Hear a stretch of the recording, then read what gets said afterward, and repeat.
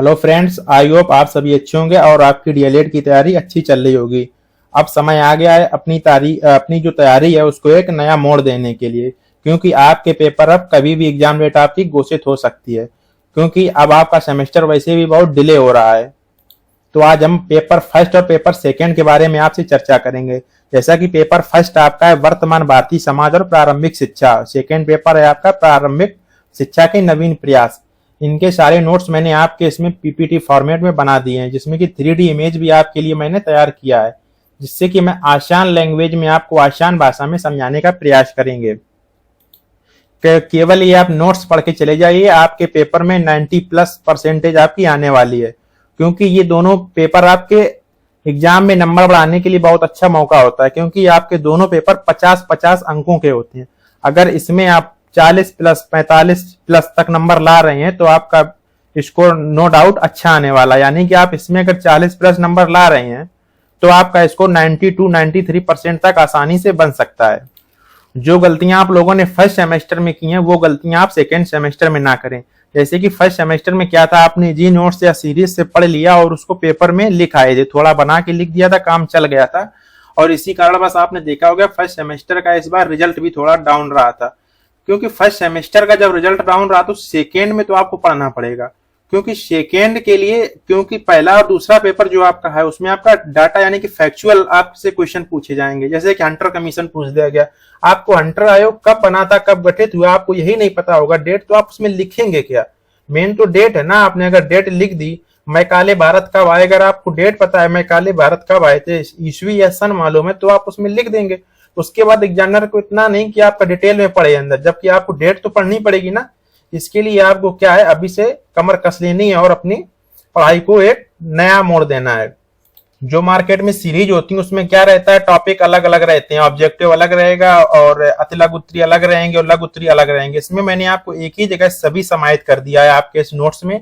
सब चर्चा करेंगे। आपको नोट्स कहाँ से मिलेंगे, तो आज की क्लास में हम लोग पढ़ेंगे वैदिक कालीन शिक्षा और बौद्ध कालीन शिक्षा और मध्यकालीन शिक्षा, यानी कि मुस्लिम शिक्षा में किस प्रकार से क्या क्या सुधार हुए और क्या क्या प्रयास किए गए थे, इन सब के बारे में चर्चा करेंगे। तो चलिए फिर देर ना करते हुए अपनी क्लास की शुरुआत करते हैं। आज कहां से, तो वैदिक कालीन शिक्षा से। सारे नोट्स मैंने आपकी पीपीटी फॉर्मेट में बना रखे हैं, आप साइड में देख भी सकते हैं। इस तरह मैंने आपके सब नोट्स बना रखे हैं। जैसे कि आप यहाँ पर देख सकते हैं, ये क्या है, ये आपका प्रवज्जा संस्कार दिया गया। इस तरह आपके सारे नोट्स, मुस्लिम का हो या मैकाले, कुछ भी हो, आपका सारे नोट्स मैंने इस तरह बना रखे हैं।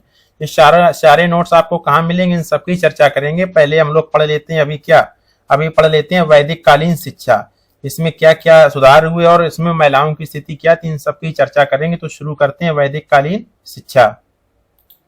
जैसे कि यहाँ पर जिक्र किया गया वैदिक कालीन शिक्षा, यानी कि वैदिक कालीन शिक्षा क्या थी, प्राचीन भारतीय संस्कृति का एक हिस्सा थी। वैदिक कालीन शिक्षा क्या थी, तो प्राचीन भारतीय संस्कृति का एक हिस्सा थी। सबसे पहले हम लोग जिक्र करेंगे वैदिक कालीन शिक्षा का नाम वैदिक ही क्यों पड़ा, यानी कि वैदिक, इसका और भी नाम तो रख सकते थे। इसका वैदिक नाम इसलिए पड़ा क्योंकि वैदिक कालीन शिक्षा में वेदों का अध्ययन किया जाता था। किसका, यानी कि जो वेद ग्रंथ होते थे उनका यहाँ पर अध्ययन किया जाता था। इसको अन्य नाम से क्या जानते हैं, जैसे कि इसको ब्राह्मणी शिक्षा भी कहते हैं और हिंदू शिक्षा भी कहते हैं। हिंदू शिक्षा क्यों कहते हैं, क्योंकि उस टाइम पे हिंदुओं का दबदबा था, यानी कि हिंदू लोग ज्यादा थे, इसलिए इसको हिंदू शिक्षा भी कहते हैं और ब्राह्मणी शिक्षा भी कहते हैं। अब अपनी परिभाषा पर बात कर लेते हैं। वैदिक कालीन शिक्षा क्या थी। वैदिक कालीन शिक्षा प्राचीन भारतीय शिक्षा का एक हिस्सा है। यह शिक्षा मानव के सर्वांगीण विकास पर आधारित है। सर्वांगीण विकास में क्या क्या, यानी कि जो शिष्य होते थे, शिष्य के शारीरिक विकास, मानसिक विकास, सामाजिक विकास और आध्यात्मिक विकास, यानी कि बालक के सभी विकास पर ध्यान देना होता था। इस युग में शिक्षा के केंद्र गुरुकुल हुआ करते थे, यानी कि शिक्षा कहां पर दी जाती थी वैदिक काल के समय पर, गुरुकुल में, जो शहर नगरों से दूर जंगल में बसे होते थे, यानी नदी के पास में जंगल में, यानी कि शहर और जो गांव होते थे उनसे दूर जंगल में गुरुकुल को बनाया जाता था, या लकड़ी की और इन सबकी मदद से बनाया जाता था। वैदिक शिक्षा को भारतीय शिक्षा का स्वर्ण युग कहते हैं। इंपॉर्टेंट पॉइंट, वैदिक शिक्षा को भारतीय शिक्षा का स्वर्ण युग कहते हैं। वैदिक कालीन शिक्षा पूर्णतः निःशुल्क थी। कैसी थी, निःशुल्क थी, यानी कि आप चाहे प्रारंभिक स्तर पर हो या उच्च स्तर पर हो, दोनों शिक्षाएं कैसी थी आपकी, निःशुल्क थी। वह गुरुकुल पर ऋषियों का आधिपत्य था, यानी जो ऋषि मुनि होते थे वही इनके हेड हुआ करते थे, यानी कि वही गुरुकुल को चलाते थे। अब अपन देख लेते हैं विद्या आरंभ संस्कार किसे कहते हैं। विद्या आरंभ यानी कि इसका आप संधि विच्छेद करेंगे तो क्या होगा, विद्या प्लस आरंभ, यानी कि यहीं से क्या होता था, विद्या आरंभ संस्कार से बालक विद्या को यानी ग्रहण करना आरंभ करता था, यानी कि बालक विद्या को सीखना यहीं से आरंभ कर देता था। बच्चों को शिक्षा के प्रति प्रेरित करने के लिए किया जाने वाला संस्कार क्या कहलाता है आपका, विद्या आरंभ संस्कार। इसमें बालक जब 5 वर्ष का हो जाता था, कितने वर्ष का, तो 5 वर्ष का हो जाता था, तो बालक को विद्या आरंभ संस्कार के लिए तैयार किया जाता था। जैसा कि यहाँ पर दिया गया, जब बालक की उम्र 5 वर्ष हो जाती थी तब विद्या आरंभ संस्कार द्वारा प्रारंभिक शिक्षा शुरू हो जाती थी। ये कहां से पर, तो विद्या आरंभ संस्कार से घर पर ही शिक्षा देना शुरू कर दी जाती थी, जिसमें क्या होता था, कुल पुरोहित जो होते थे बालक को स्नान के बाद नवीन वस्त्र धारण कराकर उनकी उंगलियां पकड़कर चावल के दानों पर वरमाला अक्षर लिखवाते थे। इस तरह जो कुल पुरोहित होते थे, आप इस थाली में देख सकते हैं, चावल को रखा जाता था थाली में या किसी कपड़े में, पीले वस्त्र में चावल को रखा जाता था। उसमें फिर क्या होता था, बालक से उंगलियों की सहायता से वरमाला को लिखवाया जाता था। तो यहाँ से विद्या आरंभ संस्कार शुरू हो जाता था। उसके बाद में कुल पुरोहित को जैसा कि दक्षिणा दी जाती है, वही कुल पुरोहित को दक्षिणा आदि देकर विदा कर दिया जाता था और बालक की शिक्षा विद्या आरंभ संस्कार के तहत क्या होती थी, प्रारंभ हो जाती थी। अब बालक 2 से 3 वर्ष तक घर पर ही विद्या को सीखता था। उसके बाद क्या होता था, उसके बाद हम लोग पढ़ेंगे उपनयन संस्कार, यानी कि विद्या आरंभ संस्कार में बालक ने 2 से 3 वर्ष घर में ही विद्या को सीखा है, वर्णमाला सीखा, प्रारंभिक ज्ञान सीखा, कहां पर, विद्या आरंभ संस्कार में। उसके बाद जब बालक 8 वर्ष का हो गया तब वो कहां पर पहुंचा, उपनयन संस्कार की तरफ, यानी कि बच्चे को अब जनेऊ धारण कराया जाएगा। उपनयन संस्कार का अर्थ क्या होता है, जनेऊ धारण करना। उपनयन का अर्थ होता है शिक्षा प्राप्त करने के लिए गुरु के समीप जाना। अब बच्चा कहां जाता था, अब बच्चा गुरुकुल में जाता था गुरु के पास शिक्षा लेने के लिए। गुरुकुल में निवास करने वाले शिष्यों को क्या कहते थे, कुलवासी कहा जाता था, अंतावासी कहा जाता था और द्विज भी कहा जाता था। ये इंपॉर्टेंट लाइन है, ये आपके हर बार कहीं ना कहीं या कहीं आपको ऑब्जेक्टिव में देखने को मिलेगा, तो अतलग उत्तरीय में, कभी लघु उत्तरीय में, इस तरह आपको ये उपनयन संस्कार देखने को मिल जाता है। इसको आप पक्का समझ के रखिए, 1 से 2 नंबर का आपका पक्का समझ कर रखिए उपनयन संस्कार को। अब बात कर लेते हैं कि उपनयन संस्कार के बारे में और क्या क्या इंपॉर्टेंट है।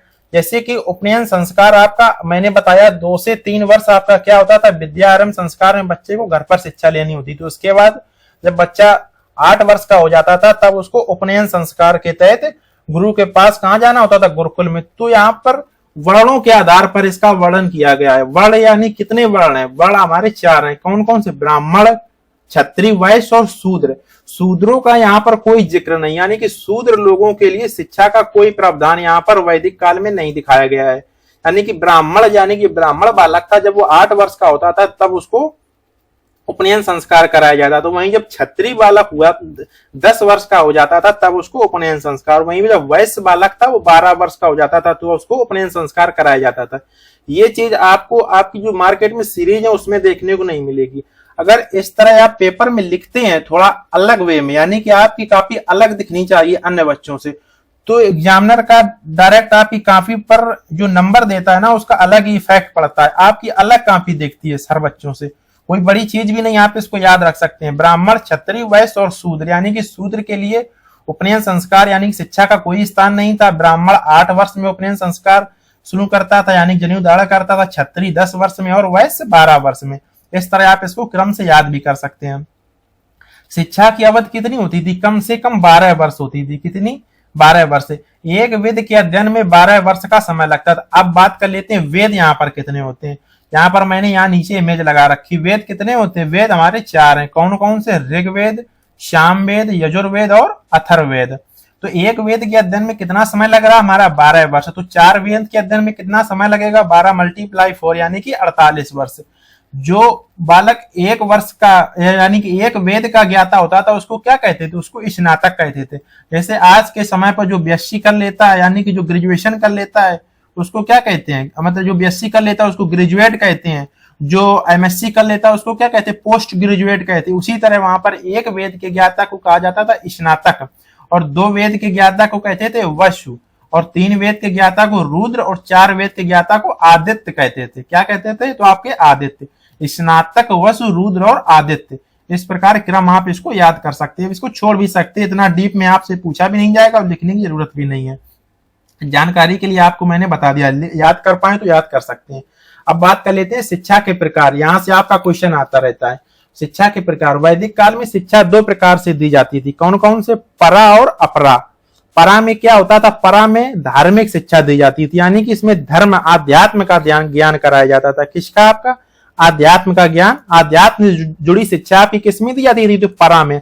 अपरा में क्या होता था? अपरा में आपकी सांसारिक शिक्षा दी जाती थी, यानी कि सांसारिक शिक्षा, कैसे घर गृहस्थी कैसे चलाना है और जीवन यापन कैसे करना है, इन सबकी शिक्षा आपकी किसमें दी जाती थी? तो आपकी अपरा में दी जाती थी। इसमें आप जब जीवन यापन करोगे तो यानी कि आपको सांसारिक ज्ञान होना चाहिए। सांसारिक ज्ञान होने के लिए क्या करोगे आप? जो हम लोग अभी पढ़ाई कर रहे हैं, इतिहास, भूगोल, हिस्ट्री, पॉलिटी पढ़ते, ये सब शिक्षा आपको कहाँ पढ़ाई जाएगी? सब आपको अपरा में, यानी कि सांसारिक जीवन से जुड़ी आपको इतिहास, भूगोल, नागरिक शास्त्र, ये सब आपको पढ़ाया जाता था। जबकि परा में क्या होता था? धार्मिक विद्या पढ़ाई जाती थी, यानी कि आध्यात्म से जुड़ी विद्या पढ़ाई जाती थी। समापवर्तन संस्कार क्या होता था? समापवर्तन आप इस हेडिंग से ही समझ सकते। शब्द का आप संधि विच्छेद कर लिया करिए, आपको आसानी से उसका अर्थ समझ में आ जाएगा कि समापवर्तन यानी कि शिक्षा की समाप्ति पर क्या होता था? समापवर्तन संस्कार होता था।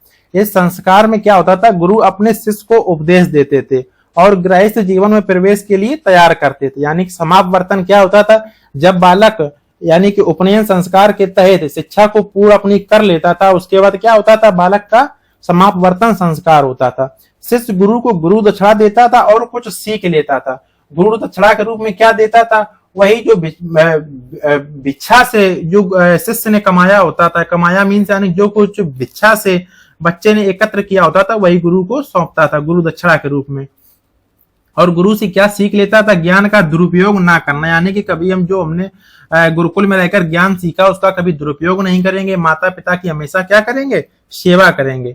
इस तरह क्या होता था? समापवर्तन संस्कार में कुछ गुरु के समक्ष बालक को क्या लेना पड़ता था? शपथ लेनी पड़ती थी। वैदिक कालीन शिक्षा में गुरुकुल में कठोर स्वानुशासन था, यानी कि अब बात कर लेते हैं अनुशासन की।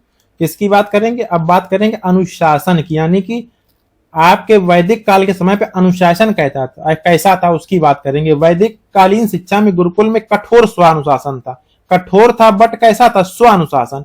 स्वानुशासन का मतलब आपसे कोई कहने वाला नहीं है, लेकिन आपको उसको फॉलो करना पड़ेगा। जैसे कि सुबह उठकर क्या करना? प्रातः काल उठकर साफ सफाई करना, भोजन बनाने के लिए लकड़ी का इंतजाम करना, यानी कि लकड़ी इकट्ठा करना, भिक्षाटन से क्या करना? अनाज आदि की व्यवस्था करना, चोरी ना करना, अहिंसा, झूठ ना बोलना, ये सब चीजें थी। इंद्रियों पर काबू रखना, जैसे नियमों का पालन करना होता था। ये रही वैदिक काल के समय अनुशासन। किस प्रकार का था? तो आपका स्व अनुशासन फॉलो करना होता था, आपको स्व अनुशासन।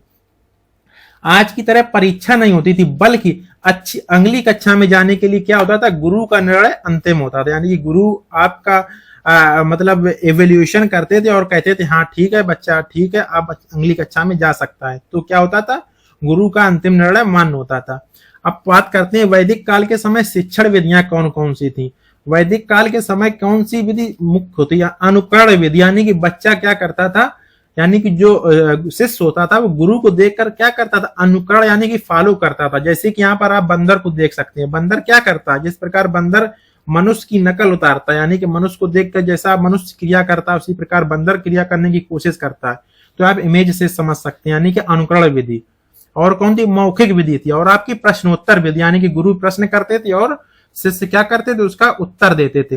रटंत विधि हुआ करती थी, क्योंकि पुराने समय में रटंत विधि हुआ करती थी। हम लोगों ने भी रटंत विधि ही फॉलो की, यानी कि जैसे कि रट्टाफिकेशन करना। यहाँ पर आप देख सकते हैं लड़की क्या कर रही है? रट्टा लगा रही है। जैसे इस समय आपके भी एग्जाम नजदीक आने वाले, आप लोग भी इस समय रट्टा लगाने में लगे हुए। तो मैं आपसे कहता हूं अब रट्टा जमाने का जमाना चला गया है, रट्टा लगाने का।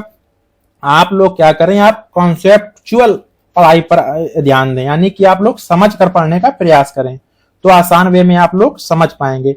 अब बात कर लेते हैं वैदिक काल के समय शिक्षा के प्रमुख केंद्र कौन कौन हुआ करते थे। जैसे कि प्रयाग, काशी और कांची, ये क्या होते थे? शिक्षा के प्रमुख केंद्र हुआ करते थे। कौन कौन से? प्रयाग, काशी और कांची। प्रयाग, काशी और कांची। कांची कहाँ पड़ता है आपका? कांची आपका पड़ता है, प्रयाग तो मालूम है यूपी में पड़ता है, काशी भी आपका यूपी में पड़ता है, और आपका कांची कहाँ पड़ता है, तो कांची आपका पड़ता है तमिलनाडु। कहाँ पर, तमिलनाडु में पड़ता है। आदि क्या थे, वैदिक शिक्षा के प्रमुख केंद्र से। इसको आप इंपॉर्टेंट में लिख लेना, क्योंकि ये आपसे ऑब्जेक्टिव में पूछा जा सकता है और आपसे वन लाइनर में भी पूछा जा सकता है, यानी कि अतलागुत्री में पूछा जा सकता है।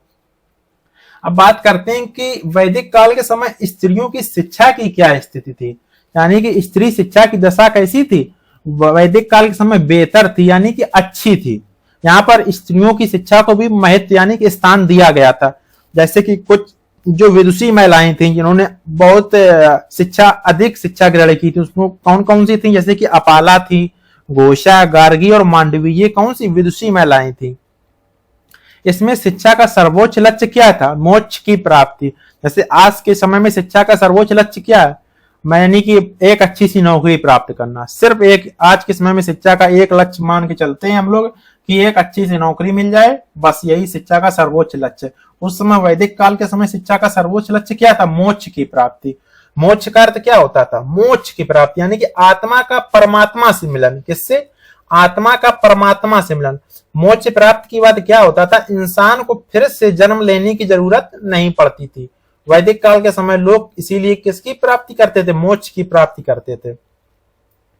अब अपनी बात करते हैं ऑब्जेक्टिव क्वेश्चन, कुछ मैंने यहाँ पर लिए, जैसे कि वैदिक शिक्षा का प्रमुख संस्कार कौन सा होता था, तो आपका उपनयन संस्कार। कितने वर्ष में शुरू हो जाता था, तो आपका 8 वर्ष में। उस उपनयन का अर्थ क्या होता था, जनेऊ धारण करना, यानी कि बच्चे को जनेऊ। यहाँ पर आप इमेज में देख सकते हैं, आप इसको इमेज से रिकॉल कर सकते हैं। वैदिक कालीन शिक्षा के पाठ्यक्रम में अपरा विद्या के अंतर्गत नहीं पढ़ाया जाता था। आपसे पूछा गया, नहीं पढ़ाया जाता। अपरा विद्या मैंने आपको क्या बताई थी, अपरा विद्या क्या होता है, अपरा विद्या में यानी कि सांसारिक जीवन का ज्ञान। सांसारिक जीवन मैंने आपको बताया था, सांसारिक जीवन आप अगर व्यतीत करेंगे तो उसके लिए आपको पढ़ाई की जरूरत पड़ने की। पढ़ाई में आप लोग हिस्ट्री, ज्योग्राफी पढ़ेंगे तो आपके ये सब किस में आ जाएंगे, सब अपरा में आ जाएंगे। आपसे पूछा क्या गया है, नहीं, यानी कि नीति शास्त्र। नीति शास्त्र आपको किसमें पढ़ाया जाएगा, परा विद्या में पढ़ाया जाएगा, यानी कि अध्यात्म वाली शिक्षा में पढ़ाया जाएगा। क्या, नीति शास्त्र। वैदिक कालीन शिक्षा संबंधित है किससे है, तो वेदों से। मैंने आपको स्टार्टिंग में बताया था वैदिक काल, यानी कि इसीलिए इसका नाम ही पड़ा है वैदिक कालीन शिक्षा, क्योंकि यहाँ पर वेदों का अध्ययन किया जाता था। आपको इसको क्या करना, इमेज के माध्यम, आप इमेज बस अपने दिमाग में बैठा लीजिए। आपको पूरा पेपर में बैठेंगे तो आपको पूरा आप लिख लेंगे, बस आप इमेज देखते जाइए। मैंने जो इमेज यहाँ पर 3D लगाए हुए हैं, आप वहां से पूरा कॉन्सेप्ट समझ सकते हैं। अब ये रहा आपका वैदिक काल। आपका देखो 10 से 15 मिनट में मैंने वैदिक काल पूरा खत्म कर दिया। अब यहां से आपका कोई क्वेश्चन बाहर नहीं जाने वाला, कुछ भी आएगा आपका इसी में से कहीं ना कहीं घूम फिर के आपका पूरा पेपर देखने को मिलेगा। अब अपनी बात कर लेते हैं अब बौद्धकालीन शिक्षा की। किसकी, तो अपनी बौद्धकालीन शिक्षा की बात करेंगे, उसकी क्या क्या विशेषताएं और कौन कौन से प्राथमिक स्तर पर शिक्षा का क्या स्तर था और उच्च स्तर पर उन सबकी चर्चा करेंगे। तो चलिए फिर शुरू करते हैं बौद्धकालीन शिक्षा, यानी कि बौद्धकालीन शिक्षा क्या थी। बौद्धकालीन शिक्षा दुनिया की पहली कैसी थी, समावेशी शिक्षा थी। समावेशी शिक्षा कैसी, यहाँ पर जैसे कि आपने अभी वैदिक कालीन शिक्षा पढ़ी, तो वैदिक में क्या था, आपको ने वर्णों के हिसाब से उपनयन संस्कार में बांट दिया था। यानी कि ब्राह्मण पढ़ेंगे आपके 8 वर्ष में, यानी कि उपनयन संस्कार के तहत गुरुकुल में जाएंगे। वैश्य जाएंगे 10 वर्ष में, और क्षत्रिय जाएंगे 12 वर्ष में। आपने वहां पर इस तरह से बांट दिया था। लेकिन यहाँ पर क्या थी, समावेशी शिक्षा, यानी कि सभी के लिए समान शिक्षा, सभी के लिए समान, यानी कि सभी वर्ग, वर्ण जितने भी वर्ण हुआ करते सभी के लिए। यहाँ पर शूद्रों का भी जिक्र था, यानी आप शूद्र लोग भी शिक्षा ग्रहण कर सकते थे, यानी कि बौद्ध धर्म का पालन करें और जो जो उनके नियम है उनको फॉलो करें तो वो भी शिक्षा ग्रहण कर सकते थे। इसमें क्या था, वर्ण व्यवस्था नहीं थी, जो मैंने आपको भी वही बताया। घूस खाने वाले, यानी जो लोग घूस खोर थे उनके लिए यहाँ पर कोई स्थान नहीं था, यानी अपंगों के लिए, यानी जो विकलांग होते थे यहाँ पर, लेकिन विकलांग के लिए शिक्षा के लिए कोई जगह नहीं थी। विकलांग और घूस खाने वालों के लिए बौद्धकालीन शिक्षा में कोई जगह नहीं थी। लेकिन वर्णों के आधार पर यहाँ पर वर्गीकृत नहीं किया गया, यानी कि यहाँ पर समावेशी शिक्षा, यानी कि सभी वर्णों की यहाँ पर बात की गई थी। शिक्षा यहाँ भी वैदिक कालीन जैसे राज्य के नियंत्रण से मुक्त थी। राज्य के नियंत्रण से मुक्त कैसे, जैसे मैंने वहां पर आपको बताया था क्या, कि ऋषि मुनि के आधिपत्य, यानी कि ऋषि मुनि क्या हुआ करते थे, गुरुकुल के मेन हुआ करते थे, यानी कि प्रिंसिपल कौन हुआ करते थे, जो ऋषि मुनि हुआ करते थे वही गुरुकुल को चलाया करते थे, वही गुरुकुल को लीड करते थे। और यहाँ पर बौद्ध में क्या होता है, जबकि बौद्ध मठों का संगठित रूप था, यानी कि देश जिसका प्रधान होता था। बौद्ध मठ क्या हुआ करते थे, बौद्ध मठों में एक संगठित, एक यहाँ पर एक लीडर हुआ करते थे। जैसे कि आप इसको रिलेट कर सकते हैं प्रेजेंट के समय में इस्कॉन टेम्पल से। जैसे कि इस्कॉन एक संस्था है जहां आपकी नींव रखी गई थी, कहां पर, यूएसए में। धीरे धीरे करके वो कई देशों में फैल चुकी है। इसी प्रकार आपके बौद्ध मठ हुआ करते थे। बौद्ध शिक्षा जो थी किसी एक देश से शुरू हुई, उसके बाद में धीरे धीरे वो कई देशों में फैली। तो यानी कि इस पर एक प्रधान, यहाँ पर एक संत हुआ करता, यानी कि इसका एक लीडर हुआ करता था। जबकि बौद्ध में ऐसा नहीं हुआ था। बौद्ध में हर गुरुकुल का अपना जो प्रिंसिपल होता था, ऋषि मुनि, वही वहां के प्रिंसिपल हुआ करते थे। आई होप आप लोग समझ पा रहे होंगे। अगर आपको स्पीड थोड़ा फास्ट लग रही है तो आप कमेंट में बता सकते हैं, तो कल से मैं नेक्स्ट जो वीडियो आएगी उसमें स्पीड थोड़ा डाउन करके चलूंगा। अगर और भी कुछ सुझाव हो तो बता सकते हैं। अब बात करते हैं बौद्ध काल के समय शिक्षा के स्तर, यानी कि प्राथमिक स्तर पर शिक्षा कैसी थी, पूर्णतया निःशुल्क थी। और उच्च स्तर पर क्या हुआ था, शुल्क लिया जाता था। कुछ शुल्क यहाँ पर उच्च स्तर पर लिया जाता, जबकि प्रारंभिक स्तर पर शिक्षा कैसी थी, बिल्कुल निःशुल्क थी। यहाँ पे जैसे कि पुस्तक हुआ करती थी द बुद्धिस्ट रिलीजियन, इस प्रकार की पुस्तक से शिक्षा दी जाती थी। प्राथमिक स्तर पर सिद्धरस्तु नामक पोथी होती थी। इसी पोथी से क्या होता था, व्याकरण और गणित आदि की शिक्षा यहाँ पर प्राथमिक स्तर पर शुरू कर दी जाती थी। अब बात करते हैं उच्च स्तर पर शिक्षा। जैसे कि मैंने शिक्षा के दो स्तर बताए, प्राथमिक स्तर और उच्च स्तर। प्राथमिक स्तर में आपको लेकर चला कैसे, एक पोथी होती थी, उसी से शिक्षा आपको ग्रहण करवा दी जाती थी। अब बात करते हैं उच्च स्तर पर आपकी शुल्क लिया जाता था, और इसमें इसको उच्च स्तर को भी दो भागों में बांटा गया था। कौन सा, लौकिक और पारलौकिक। लौकिक और पारलौकिक। लौकिक में आपका क्या हुआ कर, लौकिक में यानी कि गणित, विज्ञान, प्राणी विज्ञान, वनस्पति विज्ञान, जो हम लोग प्रेजेंट टाइम में पढ़ रहे हैं, ये सब आपका किसमें पढ़ाया जाता था, लौकिक विद्या में पढ़ाया जाता था। जबकि धार्मिक विद्या जो होती थी उसको क्या कहते थे, पारलौकिक विद्या। इसको आप रिलेट कर सकते हैं, वहां पर क्या होता था, वहां पर परा और अपरा होता था। परा में क्या होता था, आध्यात्मिक। जबकि मैंने अभी जो आपको वैदिक कालीन शिक्षा पढ़ाई थी उसमें क्या होता था, परा और अपरा से शिक्षा का वर्गीकरण किया गया था। परा में क्या था, आध्यात्मिक। इसमें भी परा में क्या है, धार्मिक, यानी कि धर्म से रिलेटेड विद्या थी वो आपकी। पार और परा यहां से आप रिलेट कर सकते हैं, पारलौकिक विद्या हुआ करती, इसको क्या कहते हैं, धार्मिक विद्या यहाँ पर सिखाई जाती थी। यानी कि बौद्ध भिक्षु बनने वाले विद्यार्थियों के लिए अनिवार्य शिक्षा। इसमें क्या, इसमें बौद्ध धर्म के 3 ग्रंथों का अध्ययन किया जाता था। कौन कौन से 3 ग्रंथ, आपके अभिधम्म पिटक, सुक्त पिटक और विनय पिटक। इसमें क्या हुआ करता था, इसमें बौद्ध धर्म का वर्णन था। अभिधम्म पिटक में आपका किसका वर्णन का, तो बौद्ध धर्म का वर्णन, किस प्रकार से बौद्ध धर्म काम करता है, इसकी क्या क्या अच्छाइयां, ये किस लिए लोगों को फॉलो करना चाहिए, इन सब के बारे में आपका अभिधम्म पिटक में जिक्र है। वो सब इतना डिटेल्स में आपको पढ़ने की जरूरत नहीं है। सुक्त पिटक में आपका बुद्ध के आपके क्या दिए गए हैं, वचन दिए गए हैं, कैसे कैसे बुद्ध ने अपने उसमें वचन दिए थे, वो सब उसमें जिक्र किया गया। वो सब आपको नहीं पढ़ने हैं, प्रवचन और वचन आपको नहीं पढ़ने हैं। अब बात कर लेते हैं नेक्स्ट संस्कार, कौन, पबज्जा संस्कार। कौन सा, पबज्जा संस्कार। इसमें विद्यार्थी मठ में शिक्षा के लिए प्रवेश के लिए जाता था। कहां पर, मठ में। इसमें विद्यार्थी सिर के बाल मुड़वाकर, आप यहाँ इमेज में देख सकते हैं, इमेज से रिलेट कर सकते हैं, पबज्जा संस्कार। इसमें विद्यार्थी मठ में शिक्षा के लिए प्रवेश के लिए जाता था। इसमें विद्यार्थी सिर के बाल मुड़वाकर क्या करता, सिर का उसका मुंडन होता था। उसके बाद पीले वस्त्र धारण करके गुरु के समीप बैठकर क्या करता था, 3 वचन लेना था। कौन कौन से, बुद्धम शरणम गच्छामि, धम्मम शरणम गच्छामि, संघम शरणम गच्छामि। अगर आपके पेपर में पबज्जा संस्कार आएगा, श्योर आने वाला है, कोई डाउट नहीं, इसमें कोई नहीं रोक सकता। पबज्जा संस्कार आपके पेपर में आया और आपने इसमें लिख दिया कि यहाँ पर क्या होता था, मठ में जाने के लिए, प्रवेश के लिए ये संस्कार कराया जाता था। इसमें सिर के बाल मुड़वाकर पीले वस्त्र, इसमें बना के आप लिख सकते हैं ना, इमेज देख लीजिए और आप बना के उसमें लिख देंगे। उसके बाद ये आप जब लिख देंगे तीनों वचन, तो नो डाउट आपकी कॉपी एक अलग वे में दिखेगी हर बच्चे से। कौन कौन से आपके 3 वचन हुआ करते थे, बुद्धम शरणम गच्छामि, यानी कि मैं बुद्ध की शरण लेना चाहता हूँ। बालक ऐसे वचन लेता था, जैसे कि संसद में नहीं, हम लोग, हमारे जो सांसद विधायक होते, सांसद जाते हैं तो वहां पर शपथ लेते हैं कि मैं संविधान की शपथ लेता हूं, मैं झूठ नहीं बोलूंगा, ये नहीं करूंगा। इसी प्रकार यहाँ पर जब मठ में प्रवेश करते तो यहाँ पर शपथ लेनी होती थी, बुद्धम शरणम गच्छामि, मैं बुद्ध की शरण लेता हूँ। धम्मम शरणम गच्छामि, यानी कि मैं धर्म की शरण लेता हूँ, यानी कि धर्म की शरण लेता हूँ।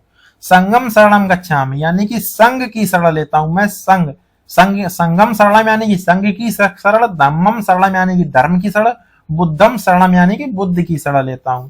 इस प्रकार इसका आपको मैंने अर्थ बता दिया।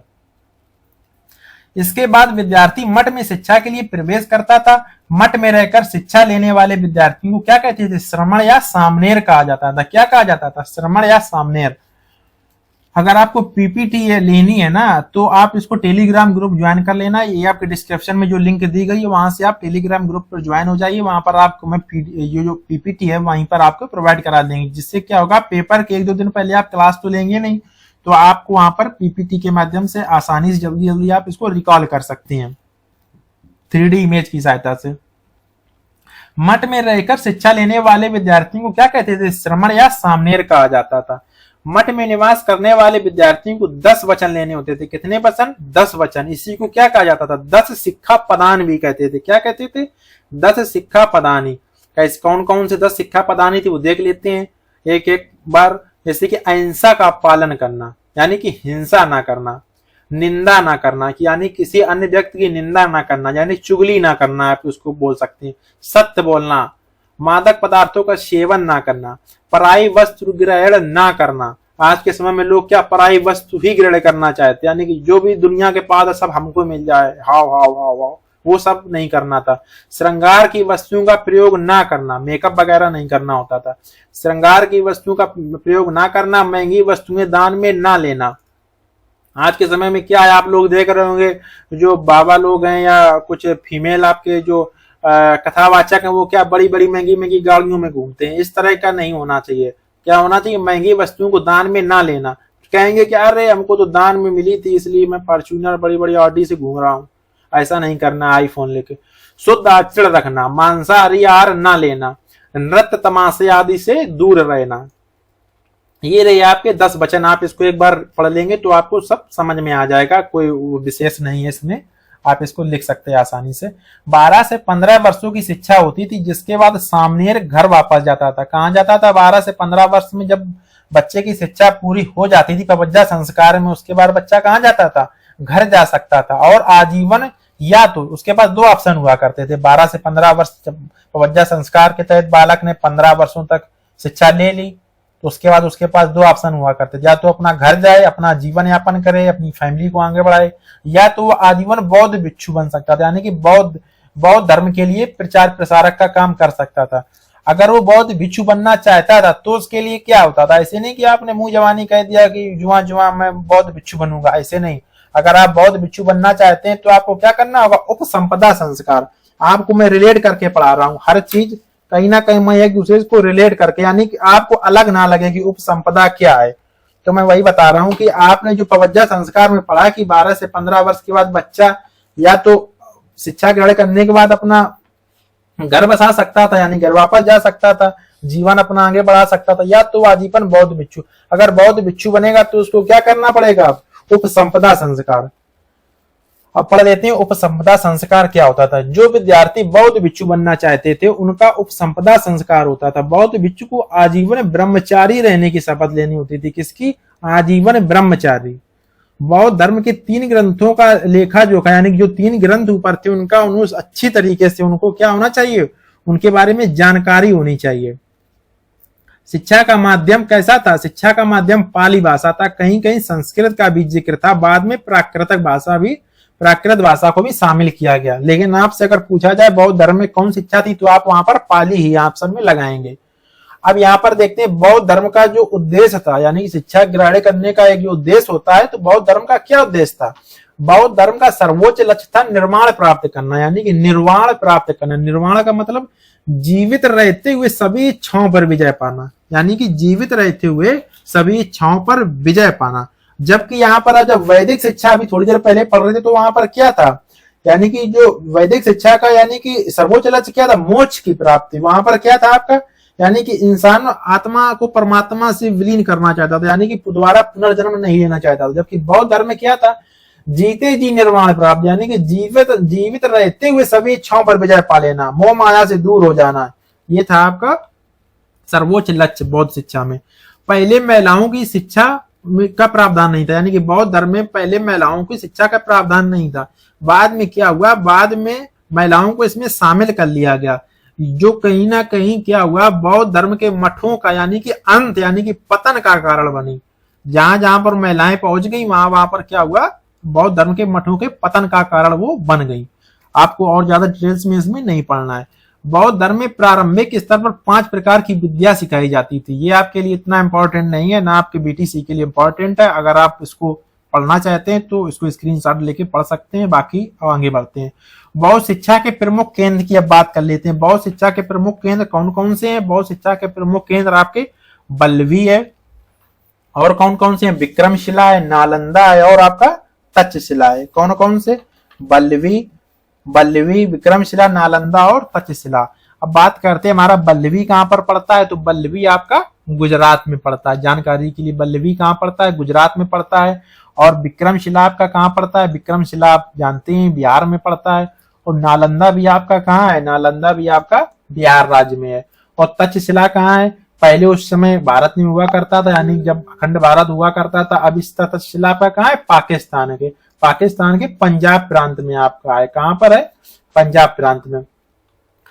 अब आपको इसको चलिए मैप में भी 1 मिनट दिखा देते हैं। आपका गुजरात कहां पर है? तो गुजरात रहा आपका ये, और उसके बाद में मैंने बिहार का जिक्र किया था थोड़ी देर पहले, तो बिहार आपका मैप में ये रहा। ये आपके सीटेट के लिए मैप बहुत जरूरी है, अभी से आदत डाल लीजिए, क्योंकि आप सीटेट में जब जाएंगे ना तो आप ये मैप का एक क्वेश्चन आपका वहां पर कंफर्म आने वाला है। और बात की पाकिस्तान का, तो पाकिस्तान आपका ये रहा, यहाँ पर ये आपका क्या है? ये आपका नल्ला पाकिस्तान यहाँ पर है। चलिए तो फिर दोबारा पॉइंट पर वापस आते हैं। अब कुछ ऑब्जेक्टिव में देख लेते हैं। बौद्ध शिक्षा का प्रमुख केंद्र कौन सा? हस्तिनापुर, नालंदा, कोलकाता। अभी मैंने आपको पढ़ाया तो आप नालंदा क्लिक कर देंगे। बौद्ध कालीन शिक्षा में उपसंपदा संस्कार कितने वर्ष में होता था? तो आपका 20 वर्ष में होता था। वहां पर थोड़ा एक पॉइंट शायद मैं मिस कर गया था, उपसंपदा संस्कार में ऊपर, यानी कि कितने वर्ष में होता था उपसंपदा संस्कार? आपकी 20 वर्ष की अवस्था में होता था। कितने वर्ष की अवस्था में? 20 वर्ष की अवस्था में बौद्ध भिक्षु बनना चाहते तो उनका क्या होता था? उपसंपदा संस्कार होता था। अब बात कर लेते हैं वैदिक शिक्षा और बौद्धकालीन शिक्षा में क्या क्या समानताएं थी और असमानताएं थी। पहले बात कर लेते हैं समानताओं की। वैदिक कालीन जो मैंने अभी तक ऊपर पढ़ा है उसी का निचोड़ है, आप यहाँ एक प्रकार से रिकॉल कर रहे होंगे। अब बात करते हैं क्या क्या समानताएं थी। समानताओं में आप देखेंगे वैदिक शिक्षा का लक्ष्य क्या था? मोक्ष की प्राप्ति। और बौद्ध शिक्षा का क्या था? निर्वाण प्राप्ति। वैदिक कालीन में आयु कितनी हुआ करती थी? 8 से 9 वर्ष। ये आपकी दोनों में सेम ही थी, 8 वर्ष या 9 वर्ष। इसमें भी शिक्षा का आरंभ संस्कार से होता था। कौन से संस्कार से? जैसे कि आप इसमें देख सकते हैं, इसमें विद्या आरंभ संस्कार होता था और वैदिक काल में और उपनयन संस्कार होता था। अब यहाँ पर जब बौद्ध काल में देखेंगे तो यहाँ पर क्या होता था? आपका प्रवज्जा संस्कार। कौन सा? प्रवज्जा संस्कार यहाँ पर आपका होता था। असमानताएं क्या क्या थी दोनों में देख लेते हैं। जैसे कि इसमें क्या था? वैदिक काल में शिक्षा परिवार प्रधान थी, यानी कि वैदिक का परिवार में ही शिक्षा को सीखना शुरू कर देता था, परिवार प्रधान थी। और शिक्षा समुदाय प्रधान थी, यहाँ पर बच्चे समुदाय में चीजों को सीखते थे। यहाँ पर प्रारंभिक स्तर पर शिक्षा कैसी थी? समुदाय प्रधान थी। ब्राह्मण धर्म का उद्देश्य प्रचार करना नहीं था, लेकिन बौद्ध धर्म का उद्देश्य क्या था? प्रचार करना था। हमेशा याद रखिएगा, जिस धर्म का जितना ज्यादा प्रचार करोगे वो धर्म उतने जल्दी पतन की ओर ले जाएगा, क्योंकि आप प्रचार को बहुत लंबे समय तक आप टिका नहीं सकते हैं। आप प्रचार तभी कर रहे हैं अपने धर्म का जब कहीं ना कहीं आप अपने धर्म की कुछ बुराइयों को छिपा रहे हैं। प्रचार करने की धर्म में क्या आवश्यकता पड़ जाती है? समझ में नहीं आता है। समावर्तन संस्कार के बाद गृहस्थ जीवन में प्रवेश लेना होता था। इसमें क्या होता था? उपसंपदा संस्कार के बाद आपका आजीवन ब्रह्मचर्य रहना होता था। इसमें भाषा क्या थी? संस्कृत थी। सीधी सी बात है, जब आपके जो वेद पुराण लिखे गए हैं, जितने पुराने ग्रंथ है, वो किस भाषा में है? संस्कृत भाषा में। यानी कि वैदिक काल में कौन सी भाषा होगी? संस्कृत भाषा होगी। आप इस तरह रिलेट करके याद कर सकते हैं। बौद्ध में क्या था? बौद्ध में आपकी पाली भाषा थी। संस्कृत के बाद इसमें पाली भाषा आ गई। गुरुकुल क्या थे? नियंत्रण से मुक्त थे। इसमें गुरु को सर्वोपरि माना जाता था, यानी कि गुरु ही सर्व मतलब प्रिंसिपल होता था गुरुकुल का। इसमें संघ का विद्यालय पर नियंत्रण होता था। किसका? संघ का। जैसे मैंने आपको बताया, यहाँ पर एक संघ का लीडर होता था, यानी कि संघ का नेता, यानी जैसे कह सकते हैं कि इस्कॉन का कोई एक लीडर, यानी लीडर मीन्स यानी कि कोई एक जो उसका संचालन करता, जो उसको डायरेक्शन देता, वो क्या होता था? संघ के विद्यालय पर नियंत्रण होता था। अब अपनी बात कर लेते हैं मुस्लिम कालीन शिक्षा की। मुस्लिम कालीन शिक्षा प्रणाली की अब बात कर लेते हैं। इसमें क्या क्या आपको पढ़ना है, इसमें ज्यादा नहीं पढ़ना है, क्योंकि आपने अब बदलता स्वरूप जो आप देख रहे हैं इस समय पर, आपकी मुस्लिम शिक्षा धीरे धीरे आपकी पूछना कहीं ना कहीं पेपर में कम हो गई है। इसमें केवल आपको बिस्मिल्लाह संस्कार ही पढ़ना है। मकतब मदरसा के बारे में थोड़ी जानकारी ले लेंगे और यहीं से आपका मुस्लिम संस्कार, मुस्लिम शिक्षा आपकी खत्म हो जाएगी। यानी कि आज का टॉपिक आपने 5 से 7 नंबर का कवर कर लिया है। इसी तरह आपके रोज मैं एक टॉपिक लेकर आऊंगा, एक क्लास लेकर आऊंगा, उसमें 3 से 4 टॉपिक को कवर करा देंगे, तो 5 से 7 क्लास में आपका पूरा कवर हो जाएगा पेपर। मुस्लिम कालीन शिक्षा की शुरुआत कब हुई थी? तो आपकी दिल्ली सल्तनत के शुरू में हुई थी। कब हुई थी? दिल्ली सल्तनत। दिल्ली सल्तनत की शुरुआत कब हुई थी? आपकी 1200 के आसपास, यानी कि 1206 के आसपास आपका दिल्ली सल्तनत शुरू होता है। और ये कब तक चलता है मुस्लिम शिक्षा? आपके औरंगजेब के समय तक। औरंगजेब शासक कब बना? 1707 तक के समय आपका औरंगजेब शासक बना था। मुस्लिम कालीन शिक्षा की शुरुआत आपकी बिस्मिल्लाह सानी संस्कार से होती थी। बस आपको केवल यही याद रखना है, कौन सा? बिस्मिल्लाह सानी संस्कार। इसके लिए न्यूनतम आयु कितनी मानी जाती थी आपके लिए? 4 वर्ष 4 माह और 4 दिन। जिस तरह आपके लिए विद्यारंभ संस्कार के लिए वैदिक काल के समय कितनी मानी थी आयु? रिकॉल करिएगा आप लोग, विद्यारंभ के समय वैदिक काल में कितनी थी मिनिमम आयु? 5 वर्ष। इसी तरह बिस्मिल्लाह सानी संस्कार में कितनी आयु? 4 वर्ष 4 माह और 4 दिन। इस संस्कार में इसमें छात्र को क्या कहते हैं? मुस्लिम लोग छात्र को शागिर्द कहते हैं। इस संस्कार में छात्र को नए वस्त्र पहनाकर मौलवी उस्ताद के सामने पेश किया जाता था। इसमें शागिर्द को कुरान की कुछ आयतों को दोहराना पड़ता था। किसकी? कुरान की कुछ आयतों।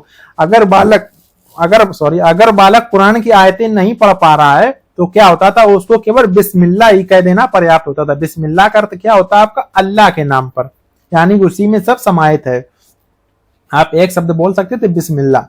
मुस्लिम कालीन शिक्षा में मकतब व मदरसे का महत्वपूर्ण स्थान है। किसका? मकतब और मदरसे का महत्वपूर्ण स्थान था, जो मस्जिद से जुड़ी होती थी। अब यहाँ पर 2 आपके लिए मैंने फोटो लगाई है। ये आपका रहा मकतब और ये रहा आपका मदरसा। आप इसमें कुछ देख पा रहे हैं? इसमें आपको बड़े लोग दिख रहे होंगे, इसमें आपको छोटे लोग दिख रहे होंगे। यानी कि इसका क्या जिक्र हुआ मकतब और मदरसे का? आगे देखते हैं। आपने इसमें देख लिया ध्यान से, यानी कि इसमें छोटे बच्चे, यानी कि मकतब में हुआ करते जो आपके प्राथमिक शिक्षा के केंद्र थे। मकतब आपके किसके केंद्र थे? तो आपके मकतब में प्राथमिक शिक्षा दी जाती थी। अब वहीं जब बात करते हैं मदरसा की, तो मदरसा में आपकी क्या थी? उच्च शिक्षा दी जाती थी। कौन सी शिक्षा? आपकी उच्च शिक्षा दी जाती थी। मुस्लिम कालीन शिक्षा में मकतब व मदरसे का महत्वपूर्ण स्थान था, जो मस्जिद से जुड़े थे। मकतब अरबी भाषा के कुतुब शब्द से बना। मकतब किससे बना है? मकतब आपका कुतुब, यहीं से आप इसको काट कर याद कर सकते हैं। मकतब किससे? काफार कुतुब से बना है। मदरसा किससे बना है? दार से, यानी यहां से ऐसे याद कर सकते हैं। मकतब कुतुब, का से कुतुब। मदरसा किससे बना है? दार से, यानी कि दरस से। इस प्रकार रिलेट करके आप आसानी से ट्रिक के माध्यम से याद कर सकते हैं। मकतब को अरबी भाषा के कुतुब शब्द से बना है, जिसका अर्थ क्या होता है? पढ़ना लिखना। और मदरसा किससे बना है? मदरसा आपका दरस शब्द से बना है, जिसका अर्थ क्या होता था? भाषण देना। यानी कि जब मकतब अब इसको रिलेट कैसे करेंगे? मकतब आपको मैंने क्या बताया? मकतब आपके प्राथमिक शिक्षा के केंद्र होते हैं, मदरसा उच्च शिक्षा के केंद्र होते हैं। जब बच्चा मकतब में पढ़ेगा, प्राथमिक स्तर पर होगा, तो वो क्या करेगा? प्राथमिक स्तर पर पढ़ना लिखना सीखेगा। इस तरह आप इसको याद कर लीजिए। मदरसा यानी कि उच्च शिक्षा का केंद्र। जब बच्चा उच्च शिक्षा में पहुंचेगा तो उसमें क्या करेगा? उच्च शिक्षा में करेगा तो भाषण देना भी शुरू कर देगा। जैसे आप लोग इस समय भाषण देने की फुल तैयारी में रहते हैं, कोई भी आपको बता दिया जाए तो आप भाषण देने के लिए तुरंत तैयार हो जाते हैं। इस तरह आप इसको याद रख सकते हैं। प्राथमिक स्तर पर क्या होता था? पढ़ना लिखना, यानी प्राथमिक स्तर का मतलब यानी मकतब। मदरसा यानी कि उच्च स्तर, उच्च स्तर में बच्चा भाषण देना शुरू कर देता था। इस तरह इसको रिलेट करके आप याद कर सकते हैं। प्राथमिक स्तर पर अरबी फारसी भाषा की वर्णमाला, शुरुआती गणित पढ़ाते थे। क्या पढ़ाते थे? प्राथमिक स्तर पर शुरुआती गणित ज्ञान ही पढ़ाया जाता था। पुरानी धार्मिक पुस्तकें गुलिस्ता और बोस्ता भी पढ़ाई जाती थी। जैसे कि ये रही आपकी गुलिस्ता पुस्तक और ये रही आपकी बोस्ता पुस्तक। उच्च शिक्षा को भी 2 वर्गों में बांटा गया था। कौन कौन से? यानी कि जैसे कि आपका भौतिक एवं सांसारिक शिक्षा और धार्मिक शिक्षा। भौतिक शिक्षा में आपको वही पढ़ाना होता था। कौन कौन से? इतिहास, भूगोल, व्यवसाय, जो अभी हम आप लोग पढ़ रहे हैं या पढ़ा रहे हैं। धार्मिक शिक्षा में क्या होता था? यानी कि हदीस, कुरान, यानी कि जो जैसे अपने हिंदू धर्म में अध्यात्म की पुस्तकें होती हैं, इसमें क्या होता है? हदीस और कुरान होता है। मुस्लिम कालीन शिक्षा में दंड व्यवस्था कठोर थी। शिक्षा का माध्यम क्या होता था? अरबी तथा फारसी भाषा। क्या होता था? अरबी तथा फारसी भाषा। महिलाओं को शिक्षा की अनुमति नहीं थी। यहाँ पर क्या था? केवल उच्च यानी कि जो अच्छे सक्षम मुसलमान थे, केवल वही लोग क्या करते थे? अपनी महिलाओं को शिक्षा मुहैया कराते थे। जबकि राजघराने की महिलाओं पढ़ने के लिए मालवी होते थे। हम क्या करते थे? मालवी को ये लोग हायर करते थे और मालवी लोग इन लोगों के घर में ही शिक्षा देने के लिए आते थे। यानी कि महिलाओं को शिक्षा घर में प्रोवाइड कराई जाती थी। यानी कि मालवी लोग आते थे और घर में ही शिक्षा को प्रोवाइड कराते थे। केवल शाही घराने या कुलीन वर्ग की बालिकाएं ही इसमें शिक्षा ग्रहण कर पाती थी। स्त्री शिक्षा का क्षेत्र मुगल काल में क्या रहा? एकदम व्यापक रहा, यानी कि संकुचित रहा। यानी कि इसमें मुस्लिम शिक्षा को बहुत ज्यादा इसमें तवज्जो नहीं दिया गया है, यानी स्त्री शिक्षा को। शिक्षा में रटंत ज्ञान पर अधिक ध्यान दिया गया है। किस पर? रटंत ज्ञान पर। मुस्लिम शिक्षा के केंद्र आपके कहां कहां थे? आगरा थे, बदायूं थे और दौलताबाद। कहां कहां पर? ये 3 केंद्र आप याद कर सकते हैं, आगरा, बदायूं और दौलताबाद। दौलताबाद कहाँ है? तो दौलताबाद आपका कहाँ है? महाराष्ट्र में है। और बदायूं कहाँ? यूपी में। आगरा भी आपका यूपी में। इसके कुछ और केंद्र थे, आप मुझे वहां याद कर लीजिए, जैसे कि जालंधर आपका पंजाब में, ये भी मुस्लिम शिक्षा का केंद्र है। गोलकुंडा आपका हैदराबाद, अजमेर राजस्थान, लाहौर पाकिस्तान। एक मालवा का क्षेत्र पड़ता था, जिसमें कि आपका एमपी हुआ करता था आपका, और राजस्थान हुआ करता था, और कौन हुआ करता था? महाराष्ट्र हुआ करता था। ये कहां पर था? ये मालवा का क्षेत्र। यहाँ पर भी मुस्लिमों का दबदबा था, यहाँ पर भी मुस्लिम शिक्षा का केंद्र था। तो ये रही आपकी आज की क्लास। इसमें एक पॉइंट आप इसको डिनोट कर सकते हैं और याद कर सकते हैं, क्या? अरबी तथा फारसी। ये आपसे पूछा जाता है।